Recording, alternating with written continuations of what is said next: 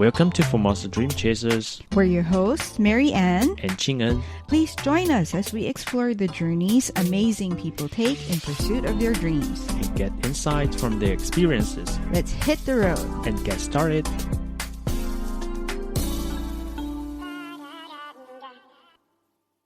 Welcome back to Formosa Dream Chasers. In this series, we've been talking to Father Joyalito Tajonera, a Filipino-American Catholic priest who shared how he started the Ugnayan Center together with the Maryknoll missioners. He spoke about how Ugnayan, the Filipino word for connections, captures the very heart of his mission, bringing together migrants, new immigrants, and even different faith communities. In today's final part, we'll discover what makes the Ugnayan Center unique among other support spaces and hear Father Joy's heartfelt message of hope for anyone searching for their own calling in life. Let's continue our conversation with Father Joy about the Ugnayan Center and his mission. I call it an open shelter because everybody, in one sense, is welcome. Anyone who needs help, anyone who needs a temporary housing, anyone who needs assistance, we provide the service. We don't have any specific category or level or requirement to help the people. Part of that, of course, is because we do not face any restrictions or qualification from the government of Taiwan, either from the Ministry of Labor, the Ministry of Health, or the National Immigration Office. These three agencies of the Taiwan government knows that we exist. And so again, I'm very thankful that we have a very good working relationship with all these agencies and departments or ministry of the government in Taiwan. And of course, we don't get subsidy. We don't ask for money or subsidy from any of the government offices. We rely on the goodness and the generosity of the people to help us in our work, not only in Taiwan, but abroad, in the U.S. especially, sometimes in the Philippines, to help us in our ministry to the migrants. And MECO and the Philippine Labor Office always extend their support and assistance to our work in running a migrant center and a migrant shelter. Father, you mentioned something earlier about how the Ugnayan Center opens their doors to everyone of every nationality because everyone has so many different backgrounds and because of the different cultures. How does the Ugnayan Center foster, understanding and the sense of community despite the different backgrounds? I would say three things. Number one, you all come here in Ugnayan because you need something, you need help, you need assistance. So I say to everyone who comes in here that you need to be compassionate to one another. You need to help one another. You need to mentor one another. You need to be the connection to one another. So that's one of the things I always say to the people. Number two, of course, is no matter how difficult the problems, no matter how big the problem is, we are here to support one another. So you're not alone. You will never be alone. God is with us, and God will provide, and God will help us, and we will help one another. And of course, the third is don't miss the joy, the happiness of life. So whatever the problems that we have, we can still share jokes and laugh and talk to one another. We are not an organized social service center. We are not. And I don't want it to be an organized social service center. I want it to remain like this, a community, a home, a place where you can be free and where you have freedom and we can all work together. And so far it works. We don't have any supervisors or paid employees. So it's always a teamwork because I don't believe in too many bosses and too many supervisors. So far it works. Thanks be to God. Father Joy, talking about the Ugnayan Center and talking about your mission, what would you say is your dream or ultimate goal for your mission? I'm now a senior citizen. So I hope again that we can continue doing this work. Hopefully there will be other people, other priests that would be interested to continue this work. So we live day by day. I have no long-term plan. I have no big projection. I just say, whatever we can do, we do it today, we do it tomorrow, and see what God will provide us in the future. again, my dream is very simple: to be able to continue help the needs of the foreign workers in Taiwan, the migrants, or whoever needs help. Again, I have no big ambition or big dream of making this a bigger operation or make this a more professional operation. I just want it to be very basic and very simple. You have a bed to sleep, you have food to eat, you have water to drink or to shower, and you can look for a new job. And if you're sick, you can go to the hospital for treatment. You know, it's a basic social need, social services that we can provide to the people. We were talking about the ministry that you started with the Ugnayan Center, and you've been working on this for over 20 years. And I'm sure your work has touched so many lives. And also, because of the length of time and because of the type of work that you do, I'm sure you've also encountered many challenges. Can you describe some of these issues that you have encountered? I always said that my ministry, running a shelter and advocacy for foreign migrant workers in Taiwan is like running an emergency room, pretty much 7 days a week, anytime, any day. You will receive call, text, messages, or people will show up in the church asking for advice, asking for help, or looking for a shelter, a place to stay. And then, of course, because the Ugnayan Migrant Ministry is in many ways wide open, meaning we try to do our best to handle every situation that the foreign migrant workers encounter in Taiwan. And so, like an emergency room, we just have to be ready and welcoming. And no matter how stressful or big the problem is, you just relax and kind of accept it. Do you have problems in terms of like operational costs? Or you mentioned also that everyone volunteers at the Ugnayan Center. Do you have problems sometimes looking for volunteers? Majority of our volunteers are migrants themselves. So that's one. Majority of our volunteers also are, for example, Filipinos married to Taiwanese, who might be retired already or maybe they have extra time, so they come and volunteer in the church and in the shelter. We always have, of course, we are always short of, for example, translators, those who can speak Filipino or and English and Chinese and Thai or Vietnamese or Indonesian, or other language. So primarily, we're always asking, can somebody help us translate this from Chinese to Filipino to English, and vice versa?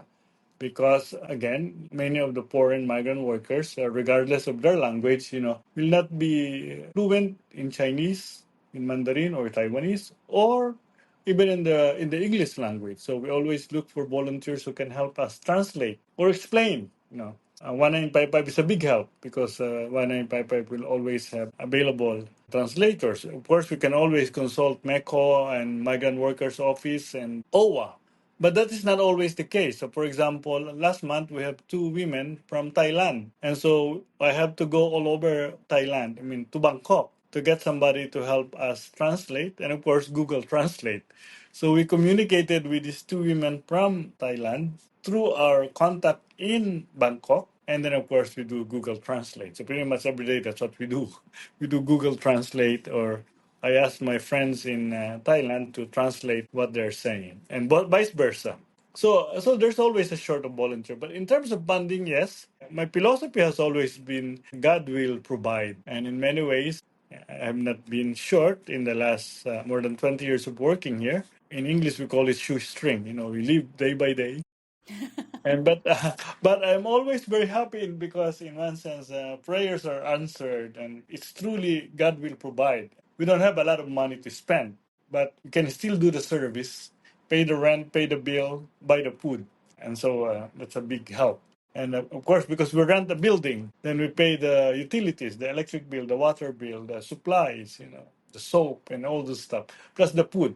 So those are our three major expenses. For example, as I mentioned earlier, we have 7 migrants who have cancer, 6 women and one man who are doing their chemo. Thanks be to God that the healthcare of Taiwan is very good. So we just pay the monthly medical bill, but it will still cost, because sometimes you have to stay overnight or maybe 2 days in the hospital, their transportation, their supply. But then again, as I said, God will provide. Father, For people listening today who might be searching for their purpose, whether in faith, in service, or something to do with the community, what advice would you give them? Well, I say if they're interested and if this is something that they think that will give them energy or purpose, or if they want to do something, they're welcome to come to Taichung, to Tansu, and see the work that we do. Again, if you want to stay for a few hours or you want to come regularly. For example, a lot of students from different universities in the Taichung area will come, and of course, they do their research. For example, this week there are four young people who are studying how to make documentary and to do videos. So they're doing it in the church the last, I would say, more than a week now. So they come in different hours and time. But that's good because for young, and I'm talking about young people, they're probably only in their early 20s, being exposed to these issues. I think later on will pay off because they have more awareness of the issues and struggles of the migrants, the foreign workers in Taiwan. And there are other groups who have come and supported us regularly. The Garden of Hope Foundation, Doctors Without Borders, the German office in Taiwan, the British office in Taiwan. They all have come and they check on the work that we do. So, for example, for the European countries, they don't run, of course, a shelter in Taiwan, but sometimes they will have an emergency. And where do they bring the people that will need assistance? So this year, and since last year, for example, we shelter a German citizen. Before that, we have a Russian. Today, we have someone from Kenya. So again, because we welcome people regardless of issues and concerns, and that's why we have these cases. And thanks be to God, we can manage it. People help one another. That's for sure. The people who are staying with us help one another, and that's a plus, a big plus. I always believe also that people should be given second and third and fourth chance. It's not the end of the world if people made mistakes or have problems. We can always give people a second, a third, a fourth chance. And so far, my experience after more than 20 years doing this work, it's working. In one sense, we have very little bureaucracy. The manpower is really manpower in the sense that I always believe that the power of people helping one another makes the big difference. And that's what we do. Okay. Just to sum up what you said, Father. So, for people who may be feeling a little bit lost, you're suggesting that they offer their time in service. Like, for example, they can visit the Ugnayan Center. Yes, they come. They're welcome. And then maybe through that kind of volunteer work, they will be able to find a connection and a purpose to what they want to do. Like what you were saying about the students from the Taichung area going there. So it helps give them clarity and maybe a sense of direction to a possibility of what they want, of a greater purpose that they have here in this life. Am I correct in that? Yes, yes. And, again, networking. Ugnayan, by the way, in the Tagalog word Ugnayan means we're always trying to be connected. There's always a sense of community, of connection. And so because of that, I believe that Ugnayan Migrant Ministry in Taiwan, supported by Maryknoll Fathers, and of course the church, the Diocese of Taichung, the Catholic Church in Taiwan, helps us to reach out not only to the migrants but to the bigger community, government and NGO and corporations, employers and brokers. At the end of the day, I think everybody try to have a purpose and meaning in their life. And so I think that one reason I lasted very long in this kind of emergency room work is it gives meaning and purpose. And to see migrants having a better future, a new beginning, a new start, again, it's very rewarding to have that. And then, Father, do you have any message or advice that you would like to share to the migrant workers and or new immigrant communities here in Taiwan? Three things that I always will share to foreign migrant workers or to any foreigners going to another country. One is you get to know what are your rights, what is your role in a foreign country you're going to. Number two, of course, is you learn to appreciate, to respect the local culture, the local rules, the local law, the local tradition. Because I think that helps us when we have respect you follow and obey. I always stress this to the foreign workers. And the third, of course, is hope that no matter how difficult or challenging life, leaving your home and going abroad and finding new life, finding work, you do not despair. You hope that life will be better in the future. And I work hard, I persevere, and then again, I hope that you will have a better future than when you started. So I always try to encourage the foreign migrant workers not to lose hope, not to lose their direction, to be always positive about life, no matter how difficult and challenging the situation is. And like here in the Ugnayan Center, of course, we deal with people who have cancer, who are sick, who had an accident, who lost their job, who have problems at home. And so there's a joy, as I said, when you look at life with hope. You don't lose hope, whatever reason it is that you are having right now. You don't lose hope for a better tomorrow, for a better future. And then, Father, for listeners who have just learned about the Ugnayan Center but wish to contribute, how can they help? How can they help? Well, one way, of course, you reach out to us and then we will give you our account. And if you are in Taiwan, it can be tax deductible. If the donation is coming from the US, for example, it will also be tax deductible. We have the church number. In Taiwan, we call it the Tongbian, and we can issue receipt, for example. If it's food or material things, then again, contact us first, and then, of course, you have it delivered. Like, for example, last Sunday, as I was leaving the church, I saw two Filipino workers going up the staircase carrying rice. And so I asked them, what is the rice for? And they said, our donation to the people living in the shelter. So that's very, very touching, very heartwarming that people are generous. Yes, I think so. And also, Father, I will be getting your contact details that you mentioned, and we will be also posting that on the RTI website. So people who want to get in touch with you can call the Ugnayan office and also send monetary or material donations. Thank you very much. And Father, before we end the interview, is there anything else you wish to add?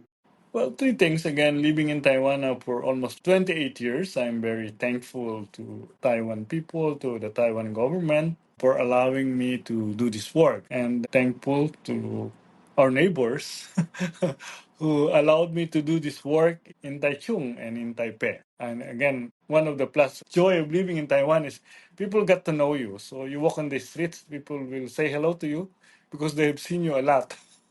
And that, you feel like home. Yes. The second, of course, is I always hope and pray and advocate that the life of the foreign migrant workers in Taiwan and everyone else will be better. You know, I appreciate that Taiwan, is a democratic country. They respect human rights, and so I also believe that by continuing to advocate for the rights of the migrants, labor rights and human rights, there's still plenty of rooms for improvement. So we don't get tired challenging the system, the law, and lobbying to change some policies. And as long as we are around, we will continue to do that. And the third, of course, is we continue to serve.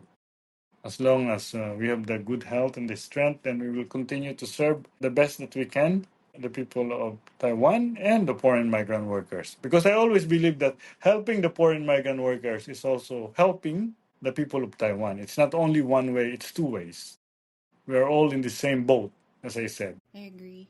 Thank you, Father Joy, for joining us and sharing your inspiring journey. Your life and your ministry really reminds us that success can be found in many ways, but its most meaningful form comes through compassion, connection, and service.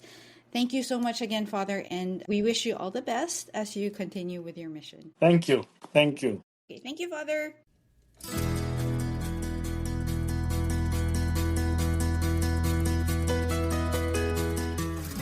This is Ching and Cho. And Mary Ann Shoko. See you guys next week. Bye.